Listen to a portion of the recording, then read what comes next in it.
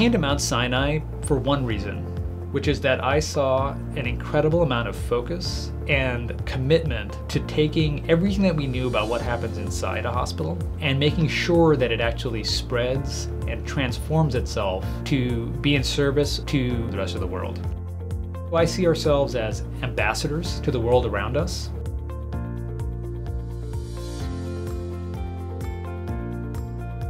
How do you train people from the neighborhood to participate in chronic disease management, diabetes, depression, anxiety, so that when people receive a diagnosis, they actually know how they should be shifting what they do in their lives outside?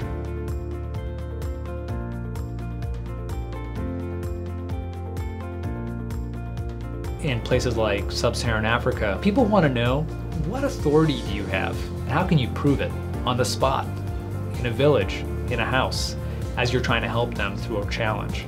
Atlas, which really delivers insights to frontline workers, allows them to build more trust so that people, when they give recommendations, are willing to follow through with them. And oftentimes that's the difference between the life and death of a child. What we've found through studies abroad is that people that are really focused on doing just a small number of tasks can sometimes even do a better job than a nurse or a physician because they're focused. And over these past few years, we've started to transfer those lessons back to the United States in places like East Harlem, where some of the same systems and techniques are now being used.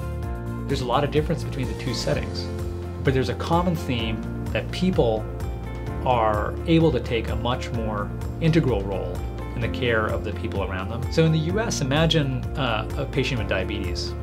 It takes about 20 steps to take care of them.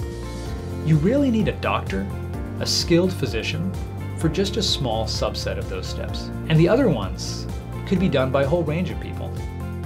So it starts to become obvious that you can train community health workers or health coaches to do these other steps, like for instance, teaching people how do they use their medication, helping them navigate a grocery store, how to avoid foods that would otherwise make them ill. These health coaches are in many ways doing 1,000 small things every day to make the community healthier.